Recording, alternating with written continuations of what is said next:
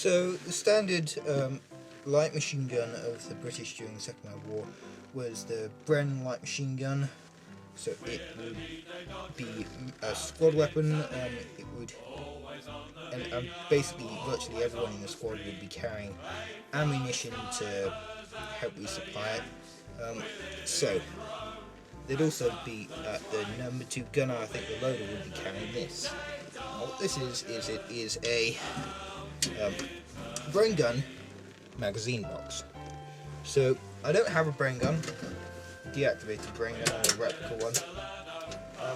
But anyway, so it would have these magazines. I got magazines for it, and they would fit on top of the brain like that. They're also designed so they can fit in these ammunition pouches, but I'll get onto that later.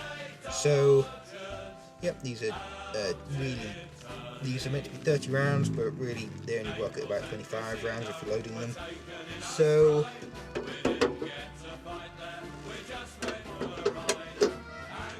yep, the magazine box, I'll just show you here, is quite big. It could carry, I think it's 12 magazines. I'm probably wrong on that. Anyway, so yeah, this is for the number 1, the Mark 1 brain gun, which means it's probably 1940, 1941, around that time. You can see it's had some of the paint chipped off it. So yeah, and this will be carried by the loader for the brain gun, usually by the strap. The rest of the rifle squad would probably be armed with the Enfields, and they'd have the Bren mags in their, well, some spare Bren mags in their ammo pouches, and if they ran out of ammunition from these would mainly be probably put in, mainly be seen in fixed positions, but it would be possible to see them not in fixed positions, these boxes. But anyway, the rest of the rifle squad would usually have brain gun magazines, and then they just pass them to the brain gun when they ran out of ammunition. And if the rifleman ran out of ammunition for his rifle, he could also unload some of the brain gun magazines and use the ammunition from that in his rifle, because the Enfield being a .303 caliber, so was the brain gun, and they used exactly the same round. So yeah, off that. So one of the main weapons that was used by squad leaders such as corporals and above really was this, which is a Sten gun. So this is the Mark II Sten gun. It's a wooden replica. One of my friends kind of made me. So yeah, this is pretty cheap. The prices range from 7 shillings to about 22 shillings on the production cost for one of these, and they were so simple to produce.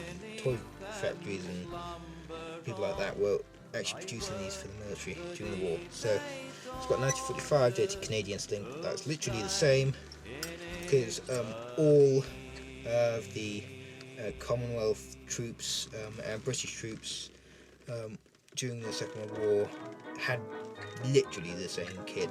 I mean, some people might say, oh, it's got different insignia on it, stampings on it, but it is literally the same there. It's very, only in the minor details that they differ. So yeah, anyway, it had a 30 round magazine for the side. It just slit in like this, and then push spring, pull it out. It had a cocking handle that would lock back there. It was open bolt, which made it very dangerous. These actually Sten guns killed second in command of the French resistance. Someone jumped out of the vehicle, dropped it on the ground, got 5 rounds go up his back. So yeah, chamber for 9mm. I mean, these were very lethal. I heard of a guy from the Home Guard tell me that, a veteran from the Home Guard tell me that one of his mates had one of these, and he jumped out of the back of a lorry and it hit the ground and got a bullet go straight to his face and killed him. That's basically that. Now, squad leaders also might have been issued with a pistol as well. I'll tell you a funny story that I heard from someone about Sten guns. What they used to do is in Normandy, they'd throw a Sten gun in the window, and then it would fire off all the rounds because it'd be cocked and loaded when they threw it in. And all the Germans would run out the back, they'd pull out their pistol, kill the Germans and take one of their MP40s, which was far better than one of these. And also the magazines, I believe, were interchangeable. The Sten gun could take MP40 magazines, but I believe that the MP40 couldn't take Sten gun magazines, but it doesn't really matter if you're British. If you kill a German, then you can easily take his, and he had an MP40 obviously, you can take his magazines and use it in a Sten gun or in an MP40 if you capture one. So I have seen a picture of a Brit with an MP40 in Normandy, I think.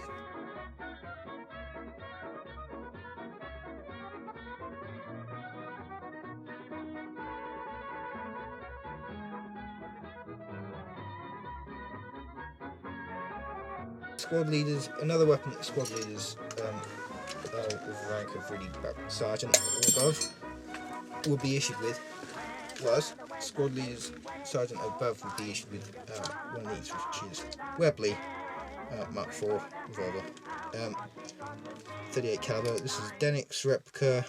I'm allowed to have one of these in UK because part of the group.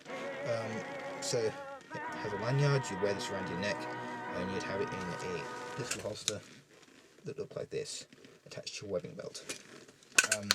So that's that. Yeah, 6-round cylinder. Pretty good weapon, really. Don't you know what else to say about it. So yeah, I'll move on. It's mainly issued to like vehicle crews or officers or sergeant or higher NCOs. You still see it in the infantry though, a lot, and also some would take him off dead soldiers as well, so you could see a private with one. I forgot to say that the Sten gun was originally designed, I believe, in 1939 or 1938. There was a Sten gun Mark I, which was absolutely rubbish, and then there was a Sten gun Mark II designed in 1940. And then it kind of developed into actually a reasonably semi-decent gun, because there was I think Sten Mark 9 and the paratrooper version of Sten were pretty good, and parachute, I think it's the Sten Mark 9, which was the one with the silencer built in, was so good that Otto Skorzeny actually wanted Germany to start making, but they didn't, because people thought they were a piece of rubbish.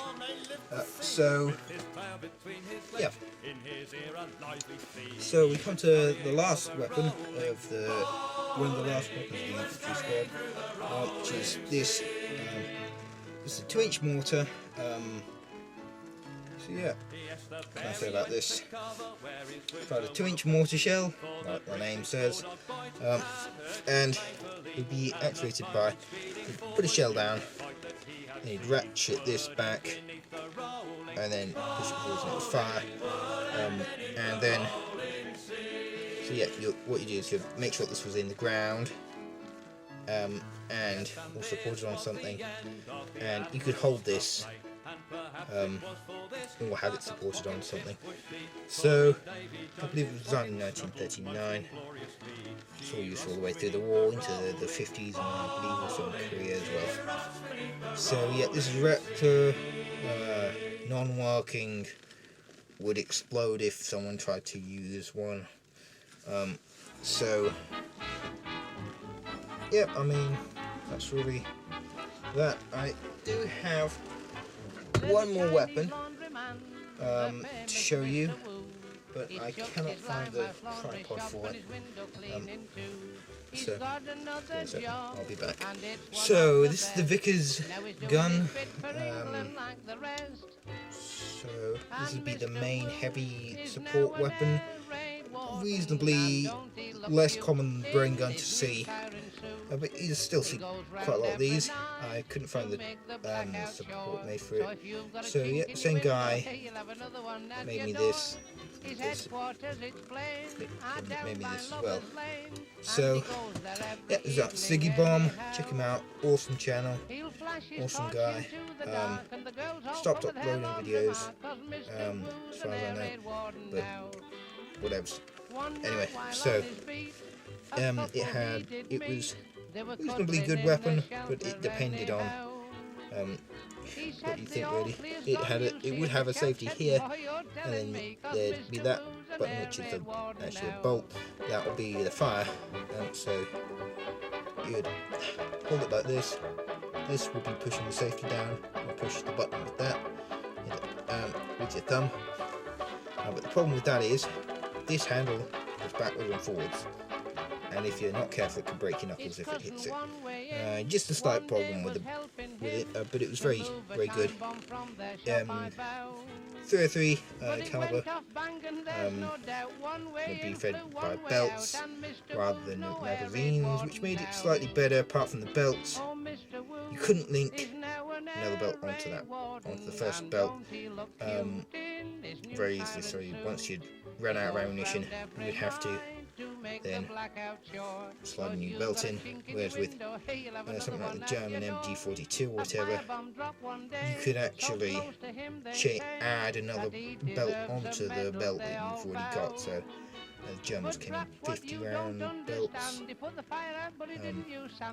whereas these came in, I believe, 250 rounds, which gave you a longer time, but it would still be reasonably long to replace. Anyway, so yeah, very common in the early war. These were slightly less common in the later war. Yeah, I don't really have anything else to say about them. They were very good, and I'll probably want one of these more than a Bren gun, because Bren guns only have 25 round magazines, and these might be heavier. A wooden replica again, yeah, these might be heavier, but I'd probably prefer one of these. You've also water cooled, which is what this big jacket around the barrel is for. So you would have a little cap at the end here that you would unplug and fill the barrel, push around full water and close it up. So yeah, that's what I have to say about that.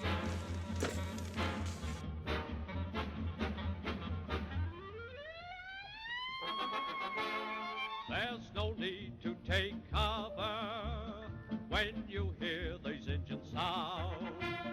British planes are in the sky, ways on their day.